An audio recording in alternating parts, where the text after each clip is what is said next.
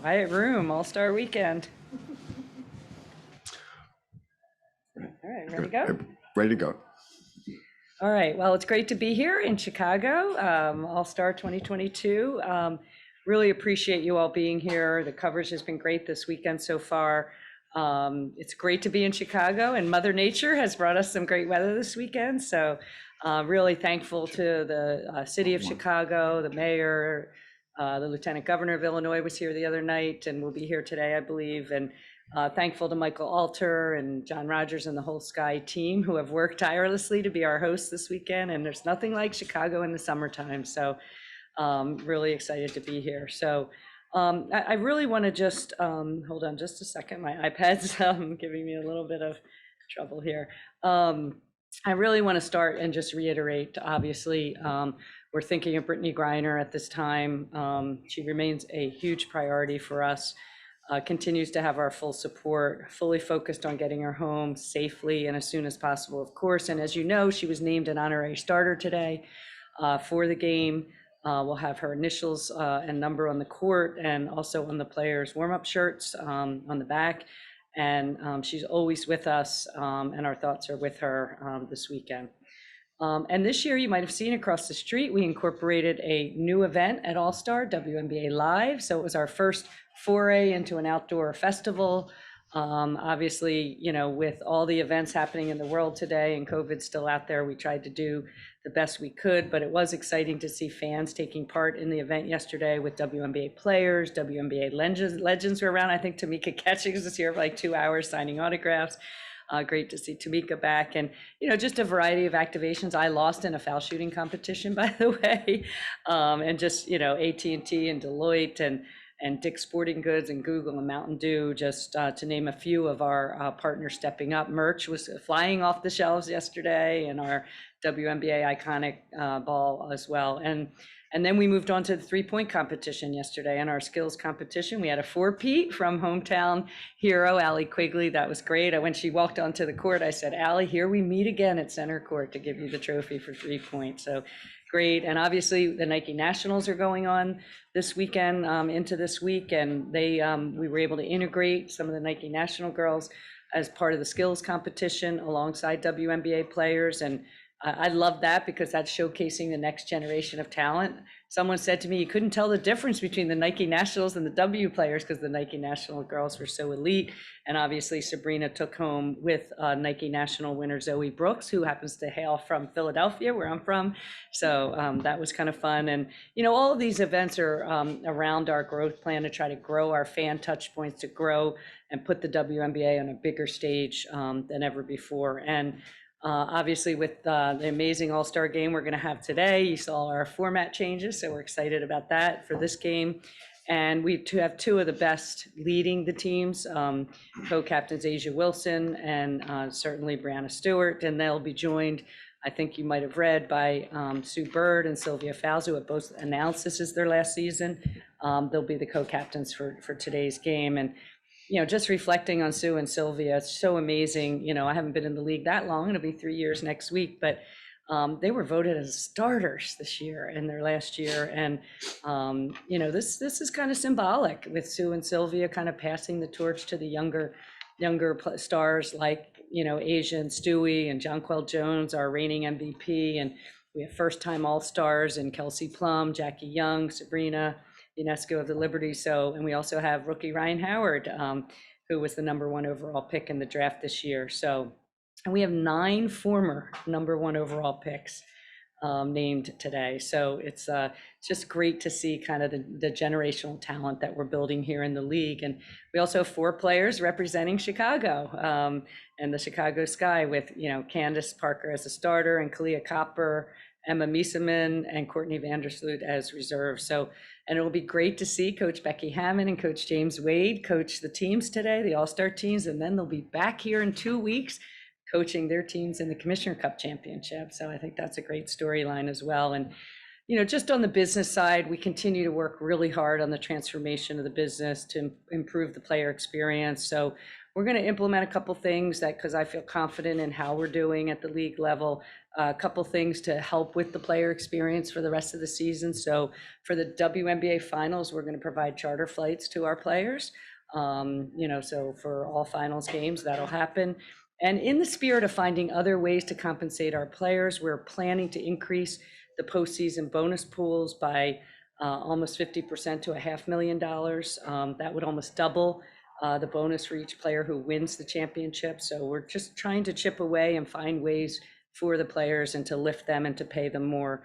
And then we're going to, really double down on player marketing agreements this year, probably spend about $1.5 million planned to be spent this year to help players grow their personal brand, elevate marketing, help the league market, because it's all around exposure marketing as we set forth on this transformation. So we're seeing tremendous interest in the game, evidenced by viewership and everything from draft on to today. Our response to that also is to continue to try to grow, and we want to grow our footprint. So beginning next season, we're going to play 40 games. This year, we're playing an all-time high of 36 games. Next year, we're going to play 40 games.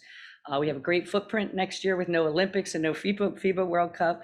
And it'll just give us more opportunities for fan touch points, brand partnership awareness, continue to grow the game. And I think we're looking at exposure, elevating, and you all are so helpful in that, as well as our media partners, et cetera. But, we need to have a more substantial season, so we'll do that next year. So with that, thank you all again, and I'm happy to answer any questions. All right, thank you, Cathy. We're going to begin. Our first two questions are going to come from the first row to your left. Hey, Cathy, good to see you. A lot of stuff you just mentioned is good to hear. I'll touch on a subject you did not address, and you talked about growth. The expansion question, I asked you this last month, but is there a better timetable when you'll be able to say, hey, in the end of the season, we'll be able to have the data points in order to know these are the places we want to expand, or is it going to be next year? When do you think you'll be able to start that process? Yes, thank you for that question on expansion. Yeah, I think I said, we're working hard on the data analysis. We have about 100 cities through a lens of psychographics, demographics, arena, NCAA fandom, current WNBA fandom, merch sales, viewership. So it's pretty interesting now that we have so much capability around data because of the people we've hired. So that analysis. And we have a lot of interest. I'd say probably 10 or 15 cities very interested in hosting a WNBA team. So we're meeting here and there, I'll call it, with interested ownership groups. We're looking for the right ownership groups with the right commitment, the right arena situation, the right city to support a WNBA franchise. So yes, I'm hoping that it'll be a couple teams by no later than 25, but I'd love it in 24, but probably looking out to that kind of timeline. And again, lots of cities interested. So that's the good news. And now we have to find the right ownership groups with the right commitment and financial wherewithal to really be committed to standing up a WNBA team in their city. Okay, next question, front row center. Charles Hallman, Minnesota Sports Recorder. 50% of the head coaches this season are Black in a league that's majority Black and the highest since 1998. Can you please comment on the growing diversity among coaching, but also hoping to see that grow in other areas as well? Yeah, thanks, Charles. That has been a real focus of ours. We start every part of our Board of Governors meeting with an update on the diversity in our ranks, whether it's the GMs, head coaches, in our staff, both at the league and the team level. We've got, the A on the lab check report card, but we're never satisfied. Bethany Donovan's been leading our diversity and coaching initiative at the league level. And certainly very proud that when I came into the league, we only had a couple people of color in roles. Now, as you mentioned, Charles, we have 6 out of 12, and now we have 7 out of 12 women, and there were only a couple when I came into the league. So I think we're looking at diversity broadly, both gender and race. Very proud of the owners of this league for the significant advances we've made there, but we're never done, and we'll continue to work on that. And also, we continue to work on our diversity initiatives for medium and small businesses. Not only our players are entrepreneurs, but also, who we want to do business with. So we continue to work hard on that. Next question, third row center. Annie Castable, the Chicago Sun-Times. With the overturning of Roe v. Wade, what's the league's stance on expanding to cities where women's rights have been taken away and could be taken away, and also hosting events in these cities and states? Yeah, thank you for your question. Obviously, we continue to advocate for gender and health equity, especially in communities of color, and access and reproductive health care. Really important. You saw our strong statements we put out, both on the leak of the opinion and the final issuance of it. So that's an important aspect of that. When we do our analysis of those 100 cities and run it through our psychographics and demographics, that comes through as a very important element as to how diverse the city is, what the support is around the city and state. And that's why the players were so smart this year, is they picked their social justice council pillar of voting rights, and more importantly to me, civic engagement, because we need to be more civically engaged, both at the local, not just at the federal level, but at the local and state level, of who our elected leaders are in the states in which we play, and certainly in every state. So I think our players have a big voice in that. They have a big platform in that. And certainly as it relates to expansion, the data is showing, those states that are really gonna, I think it's natural, that are gonna be supportive of a diverse women's league like the WNBA. But we certainly will continue to advocate for women's rights, reproductive rights, choice, and all of that. So we'll continue to be leaders on that, and we'll evaluate those kind of things when we're looking at cities. Cathy, to your left in the third row. Hi, Kathy. Remy with the New York Times. Access has been an ongoing issue for fans, whether it's being able to watch on TV, fumble their way through the app. And then even yesterday for the 3-point and skills event, I know I was outside, a lot of fans came assuming that they'd be able to see it. What would you say to them what would you say that the league how can the league assure them that you guys are working on this issue? Yeah, well, when we picked Chicago as a place for the All-Star game, we knew we weren't going to be able to have Wintrust Arena yesterday. It was already committed. And so given that then we found out Nike Nationals were going to be here, we took this great opportunity to integrate the elite youth sports into our 3-point and skills competition. So the competition was not outside, it was indoors on a Nike National court. Actually, we laid the Chicago Sky Court down there and invited all the Nike National girls in. There's also a lot going on in our world around security, and even having an outdoor festival at this very, crazy time, as you see, shootings and people driving into restaurants with outdoor diners and things like that. So as we were planning this, by the way, last fall, we were trying to find, the best thing to do to try to stand up at least a little bit of an outdoor festival, to have a fan festival element in addition to the game. Last year, remember, we didn't even have a separate 3-pointer skills competition and we still have COVID out there. I see many of you in masks, which I appreciate. So, cobbling together everything that's going on, coming off 2 tough COVID years, and not having Wintrust available yesterday, which just wasn't possible to have a fan event. We didn't have an arena to have it in here in the city of Chicago. So I think we actually put on a great show yesterday with the Nike National girls, not only participating, but in, small bleachers around the court. And if you go over to McCormick during Nike Nationals, there's a lot of basketball being played and a lot of courts laid down. So I think it turned out, again, a nice little integration with youth basketball. But, understand the fans are frustrated not attending that. But again, last year we weren't to have it. The year before we didn't even have an All-Star game. So, we're kind of just trying to build what All-Star Weekend will look like. And this year, again, planning it back in October, Omicron came. We're like, oh my gosh, should we have this festival or not? So we're just trying to do the best we could with the cards we were dealt this year. All right, we have a number of questions more from the room, but we're going to go to Zoom for a question first from Chantel. Chantel, go ahead, please. Hey, good morning. Chantel Powell with Swish Appeal. I don't know if you've been able to check social media, but to piggyback off of that, the frustration from the fans was kind of like things seem to be a little haphazard with it being planned a little later. I know with the NBA, we know, the next 2-3 locations already. When is there a way to announce sooner, where the locations are for the next All-Star game? And, what exactly is going to be done to enhance the fan experience? Because I know a lot of people were frustrated that there weren't a lot of events open to the public besides the live, and the parties and things of that nature were kind of invite only. So what, just piggybacking off of that, what else can be done to enhance the fan experience?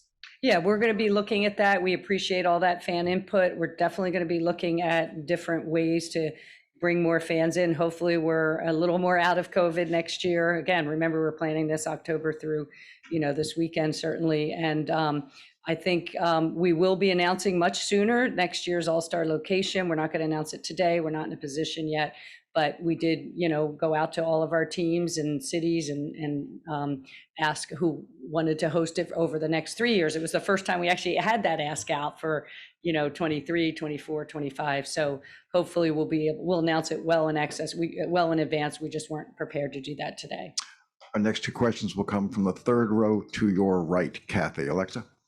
Hi, Kathy. Alexa Philp with ESPN. Can you expand on the decision to expand the regular season next year to 40 games? Why now, and why 40 in particular? And have you received feedback from players on that's something that they're looking forward to, playing more games? So even before I came into the league, there was a lot of discussion between the owners and the players through the collective bargaining cycle in 2019 into 2020 around playing more games, expanding the season. Again, it'll probably be in the same footprint we normally have. This year was challenged because of the FIBA World Cup on the back end.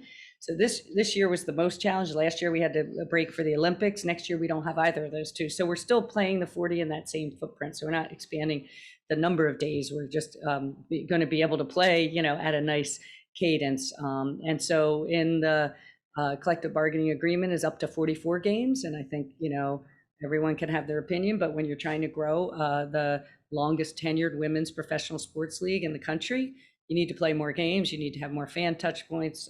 You need to have more ability to have more on media platforms, things like that, more storytelling, more rivalry building. And the more games you play, the more you have to build that. So I think there was always a plan to play between 36 and 44 coming off. So because we have this great footprint next year that we didn't have this year, that's why we're going to 40 next year, sorry. Kathy, to your right in the third row. Hey, Kathy, Jackie Powell, Bleacher Report.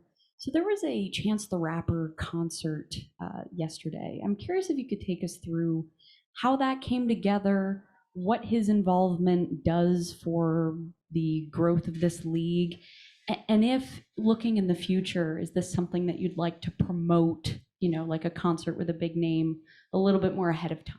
Yeah, we would have loved to have opened that up to the public because of security concerns, given, dating way back to Mandalay Bay, dating to other things that have happened here in Chicago, in Uvalde, and Buffalo. And there's a lot of concern about outdoor events right now, unfortunately, in our country. So we were just trying to do the best we could. We always wanted to have WNBA Live be music and basketball and music and culture and food and art, things like bring culture and pop culture together.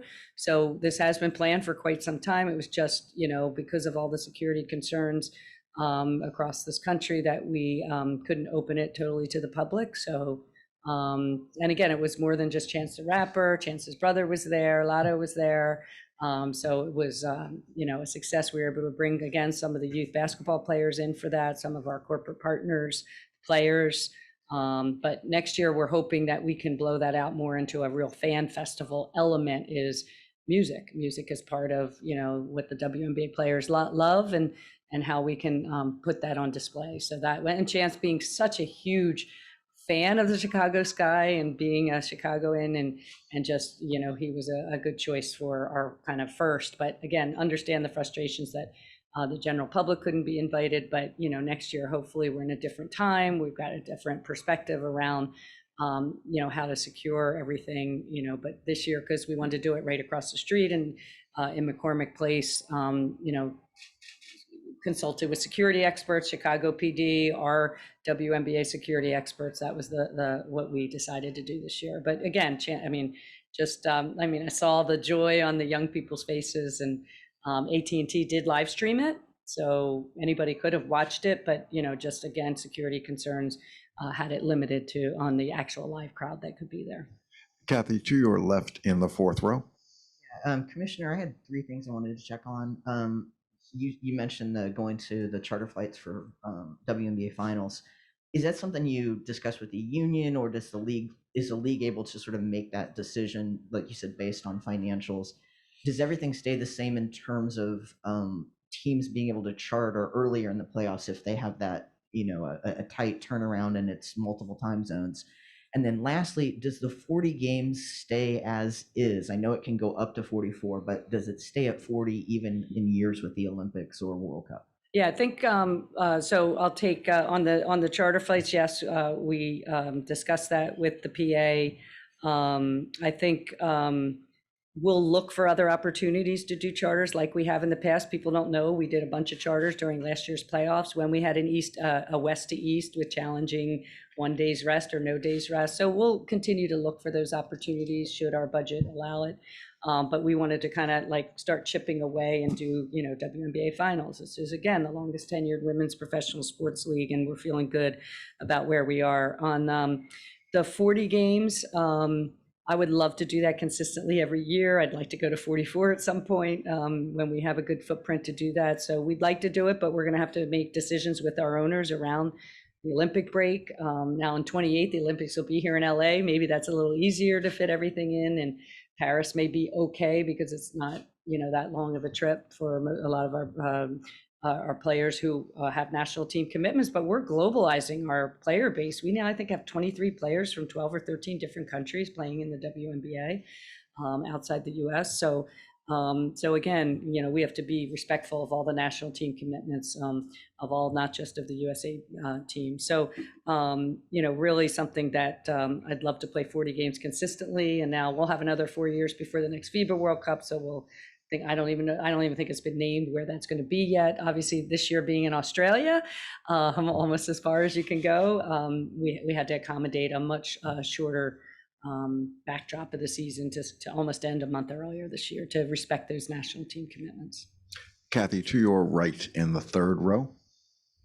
Hey, Cathy, Commissioner, excuse me, Erica reporting for the New York Times. I wanted to ask you a little bit about experiences either at All-Star or that activations that the WNBA potentially is thinking about, not just regarding fan experiences, but more so opportunities for players and coaches or people in basketball to network and negotiate different, jobs and deals. We know that happens in a lot of other professional leagues. And I'm just curious if the WNBA, especially knowing your background in business and how you've been able to foster opportunities for women throughout your career, if that's something that you've given any thought to. Yeah, it's a great question because it's one of the reasons, quite frankly, I took the job was I saw someone told me when I came in, the average tenure of a WNBA player is 6 years or less. And obviously we have players like Sue and Sylvia playing much longer and others shorter. And I said, okay, all right, so they're 22 and now they're 30 on average. And what do they do for the next 30 years? Like I had this great 33-year career that I was able to build. So yeah, so we have internship opportunities. We've had several players do those. Then they because they're so amazing, then the companies, love that. And obviously Nike has stepped up and does a bunch of development programs for retired WNBA players, which have been a huge success. And, Nike's been such a great partner on that kind of thing. But whenever we talk to companies around partnerships, we add that in. We add in that our players are entrepreneurial, they're smart, they're college graduates, they want opportunities. But I will tell you, our players are really focused on playing basketball, because they know, again, their bodies won't hold up for, too long, and that they want to play as much basketball as they can. But I think, there are many of them that know they want to build their skill set for the future. And, both for coaches and for, but we're particularly focused on players and giving them opportunities in the off season, not only through the player marketing agreements I mentioned, but also through internships and opportunities with companies. We had a couple players under player marketing agreements, and then they'll get ultimately endorsements from individual companies. And that's what we want to do. We want to grow the ability for players to have additional compensation, but also grow their skill sets so that when they're done playing basketball, they're ready for the world out there. And again, I've been so impressed with their entrepreneurial nature too. They've started up businesses, and to the extent we can help with that and our owners can help with that, that's what we've been focused on. Cathy, to your left in the fourth row. Ben Pickman, Sports Illustrated. Just following up on what Annie asked about earlier in the presser. A few years back, we saw the NBA move the All-Star game out of Charlotte in the wake of the HB2 law. I guess I would ask, would the WNBA be prepared to move an All-Star game if a state had a restrictive, abortion law, or at least take into account a state's restrictive policy when deciding on a future site of an All-Star game? Yeah, I think it's certainly something, if you look at the cities, many of the cities in which we play, as you even looked at COVID, most of our arenas didn't have fans last year. They weren't one of the more, open states and things like that. But it's certainly something we would take into consideration. But I also think WNBA players have such a strong platform that, could they, affect change and like don't just run away from a state, but also help affect change in a state. Where we might be playing, or ultimately if we selected a state, that had those restrictive laws for an all-star game or some tentpole event, et cetera. So I think the players, we want to talk, sit down after the season. The players carry a heavy burden on their shoulders from everything that happens in this country, whether it's the gun violence, whether it's the Roe v. Wade Dobbs decision, whether it's, all the other social justice and racial injustice things that happen. I think they carry a huge burden on their shoulders. And I think it's I always call our social justice council work, player led, but league facilitated. So it is our job to make sure that where they want to use their platform. And again, this year they picked civic engagement and voting rights, and especially SMART in advance of the midterms, that they are learning that, because they're not necessarily schooled on political and social activism and things like that, but they're just so good at it. So using their platform to maybe affect change in states. And that's why civic engagement is so important. Know who your local and state legislators are, know how they vote, know what they support, find the values match with the values you have with the elected leaders that you'll support. And the players are learning. That's how you do it, how you become an advocate, go from athlete to advocate. Cathy, to your right in the first row. Cathy Nancy Armour from USA Today. You mentioned the increase in viewership, and obviously you've got a media rights contract coming up in a couple of years. I'm sure you saw the deal that MLS did with Apple. What are your thoughts looking ahead to that, and how much does the changing landscape, like the deal with Apple, benefit you guys as you are seeing increasing viewership? Yeah, great question, because other than getting Brittany home safely, this is my top business priority, is to work on, and you can't just say, let's wait for the media deal to come to be renegotiated or to be negotiated. There's a lot of disruption going on in the media landscape today. Obviously the, linear and households using TVs and people using TVs is going down, and yet streaming is going up, but now the streamers are being disrupted. So we need to find the right package, more broadly for the WNBA. We need to make easier for fans to watch our games, to know where our games are. We're on, we have 160 games on national platforms this year, a record for the WNBA, which is great. We're getting exposure, but I think our fans get frustrated. Where do you find those games? Some of them are on Twitter, Facebook, obviously ESPN and ABC being a great partner, nine ABC games this year, and in addition to the All-Star game, which is great for us. Because we also have to look at our fan base and find the right media packages that you look at, we skew more urban, socially conscious, we skew more women compared to the men's leagues, and with our viewership going up and the potential for that, and looking at, certainly studying, looking at some consultants helping us to determine what is going on in the media landscape, and also determining, the MLS deal and MLB deal, NHL deal, because when you look at our viewership versus, the NHL, MLS, NASCAR, and things like that, some ways on cable we're at or above them, our social platform and stuff. How do you get these qualitative metrics as part of the next media deal negotiation? So we're working on Kyle's such a gentleman. Algorithm that is the algorithm that media companies use. So this is one of my major focuses. When less than 5% of all media coverage covers women's sports, that we're going to change that narrative. The denominator's huge, but we've got to get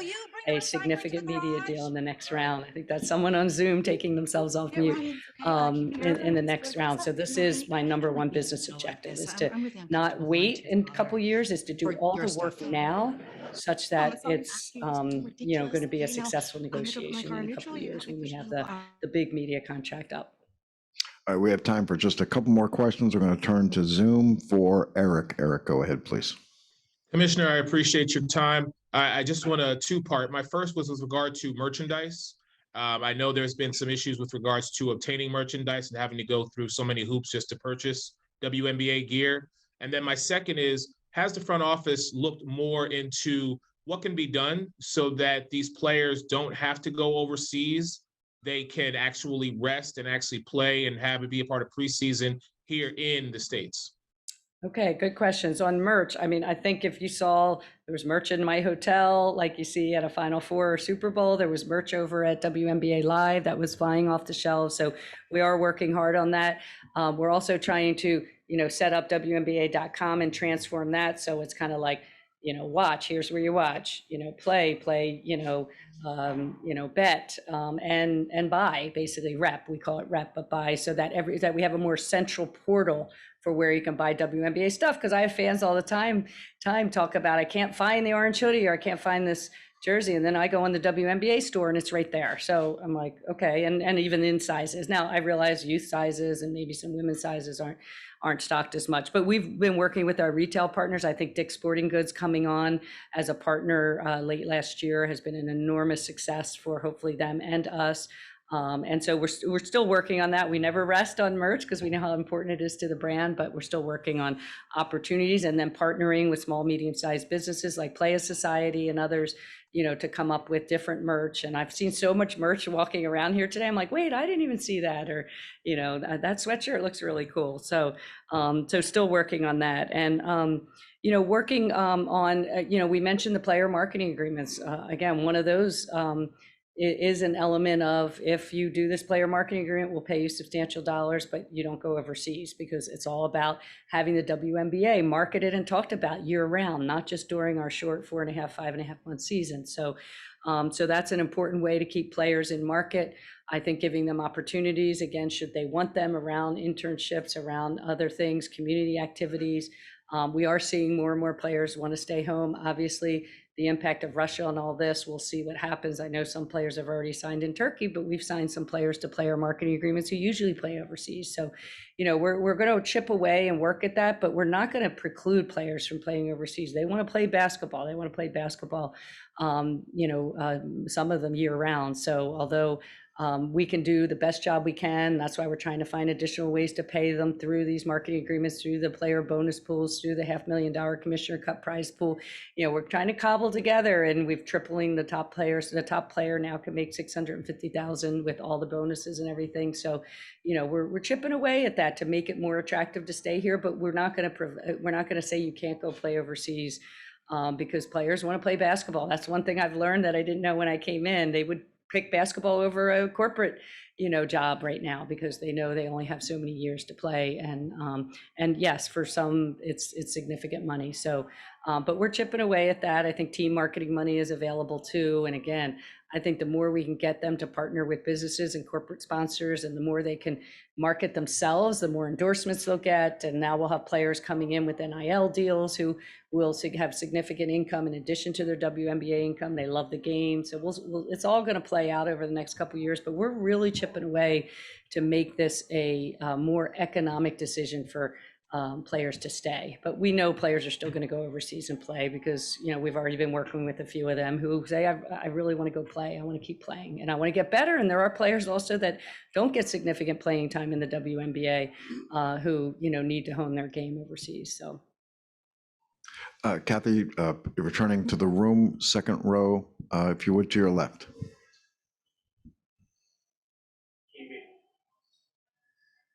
Akeem Balin with BeyondTheW.com. One of the things that I remember in 2007 is that the NBA did an All-Star weekend. I believe it was in Vegas before they had a team.